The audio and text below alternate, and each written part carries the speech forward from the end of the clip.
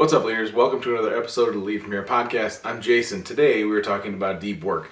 Deep work is something that I didn't really understand for a very long time, and I thought I kind of had a general picture of it, and it kind of ties into what I talked about around mindfulness in previous episodes, but ultimately deep work is a very specific concept, and I learned a lot about it in a book by Cal Newport that is basically called Deep Work. And it's a book about how you separate from the shallow work and the deep work, and how do you get into a very disciplined, honed practice of deep work and creating spaces for that. And mindfulness, I think, is a great starting point. That's why I kind of led with that episode first. Ultimately, Deep Work is a book that I kind of decided to read because it's something that I was lacking when I was trying to look at strategy and trying to look at things I could do or build or create to help my teams, my people, our department run more effectively. And that's something that I constantly was thinking about, but I was never actually putting in chunks of time to work on. And whether that's chunks of time in the office or chunks of time at home, it's important to find things that, one, you're passionate about,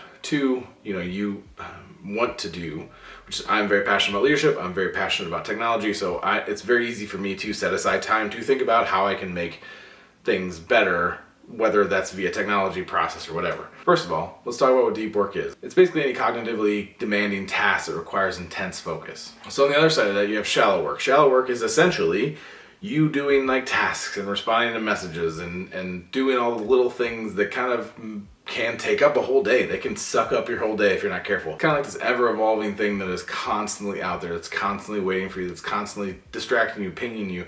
And the key of deep work is to find ways to get away from those distractions. A lot of the examples in this book are really cool and really like, hey, I'd love to have a house somewhere that I just go to and work that doesn't have any internet or TV or anything. You can just keep your mind off of it.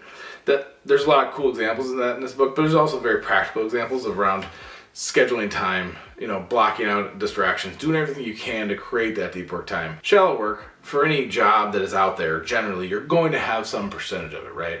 So there's no way to just be like, I'm not doing shallow work. You have to do it. There are certainly jobs out there that are way more creative, that require much, much more deep work on the whole, and the small stuff, the shallow work is much less.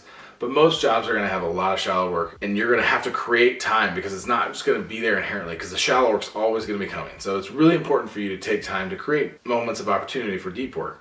And the best way to do that is to schedule. The best way to do that is to set aside time. If you can get away from an office, do it. If you can't get away from an office, one of the greatest things I've found is to actually just schedule a conference room for yourself. It may seem a little, selfish, but if you have enough conference rooms, it shouldn't be a big deal. If you're short on conference rooms, it gets difficult. And that's where you need to talk to your boss about maybe having some time to work from home. Or I would say anywhere other than your desk where people know where you're at. The goal is to eliminate distractions. The other thing is turn off your phone. When you're in that deep work mode, you gotta turn off your phone. No dings, no nothing. You're offline, basically. That is your goal, is to cut out distractions. And if you can do this, if you can do deep work, benefits are absolutely clear. It's improved productivity, increased creativity, and ultimately just deeper job satisfaction, whatever that job might be. The key is if you can make deep work a practice, a very consistent practice through discipline, through practice of building this muscle. It's building a muscle. Deep work does not come inherently. Just because you schedule the time, it's not mean you're going to be able to have really solid sections of deep work. The key is that you keep doing it, you keep practicing, you keep doing it, and holding yourself accountable. Again, similar to mindfulness, it's good to start in smaller chunks. I wouldn't start with 5 minutes. I'd start with probably a half an hour to an hour, and then build up from there. You gotta be realistic with what you can do. There are people obviously out there that can just go be in a cabin by themselves for 3 weeks at a time and do that. I'm not one of those people. So my max is about 3 hours. I can have a solid 3-hour time, and then I need to go do something else for some time. And that segues very nicely to 2 very interesting topics that I found in this book that have stuck with me since that happened. And the first one is art, attention restoration therapy. And this is something that people don't think enough about, is that your attention degrades throughout the day. Your attention degrades just generally. And depending on what you're doing, you can have a very negative impact on your ability to be attentive, to pay attention, to focus, to have this deep work mentality. The book talks about this really interesting study where they took a group of people and they split them into 2. And they basically made them walk to a test they were going to do that was very cognitively demanding. It was basically, I think it's a backward digit span is what they call it. But it's very cognitively, it saps your cognitive ability basically. So they sent 2 groups of people in 2 different ways. They sent one through the woods and one through the city. And they both ended up in the same spot where they were going to take this test. What's interesting is the people that went through the woods did 20% better on that cognitive sapping situation than the people that went through the city. The interesting part is a few weeks later, they took that same group and they just switched them.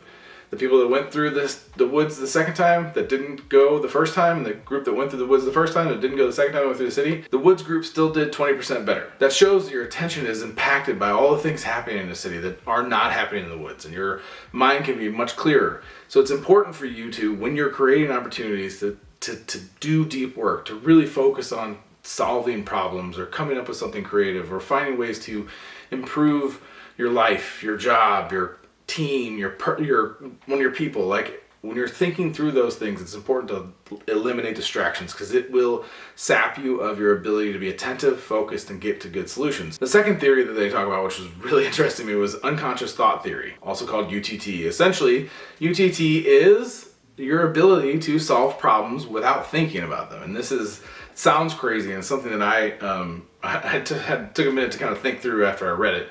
During the research for unconscious thought theory, they basically looked at the different ways your brain works. And one is conscious thought, right? So a math problem would require conscious thought, deep, understanding of complex algorithms, and being able to figure that out is all conscious. But your subconscious is really great at solving problems that have a lot of information, that have like maybe conflicting or maybe mixed messages around like constraints or difficult solutions to get to, that are not like very like math-based or theory-based, that they're more like, hey, we have to sort through this information and come up with what is the best situation. During the studies for unconscious thought theory, they basically took people and split them into two groups. Again, this is how it works. They split them into two groups. So they took a group of people and they split them into two, and they gave both groups the same information about a complex car buying decision.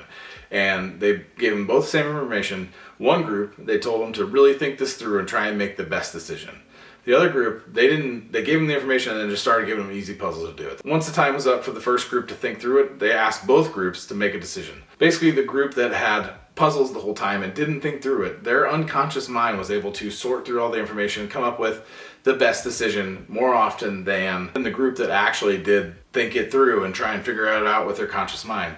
The subconscious mind, they've found, is actually very good at untangling things that have a ton of information, maybe have vague or conflicting constraints. It's really good at sorting through all that information in your subconscious. Ultimately, they think the subconscious has more bandwidth on the neural pathways than your conscious mind does. So it's great for sorting through all those different bits of information. Again, you may have that situation where you have to solve a math problem or write an essay that you actually have to use your conscious mind to do it, but it ultimately doesn't hurt to talk about through the information, look through the information, think through the information, and then go do something else. And some people may be thinking wait, so you're saying that I should be doing deep work or I shouldn't be doing deep work? And that's what I'm saying is I think this book is a great example of practicality, because there's so much important things in both of those topics that shows, hey, you gotta make sure that you take care of your attention and you take care of your energy and you take time to have deep work, but you also have time to do other things that are not just directly related to deep work. But if you take the time to do deep work and you actually think through the problem, read through the information, understand what's going on, then you just walk away, go do your other things, and then come back for deep work, and you'll probably have a much better solution or a much more creative output for whatever you're working on. This is a long-winded episode. Hope this is helpful. I would highly recommend, if you are doing anything that requires creative or deep thought, to read this book, because I think it has a lot of practical information. But also, it's just important to set aside time for yourself to just think through things. And whether that's a mindfulness practice or a deep work practice, it's important for you to just take care of whatever you need to take care of. And the best way to do that is to think critically. And the best way to think critically is to have undistracted time to get to what you need to get to for you, your people, your family, your business, whatever it is. I hope this is helpful. If you have any questions, please reach out, jason@leadfromhere.co. Otherwise, take care.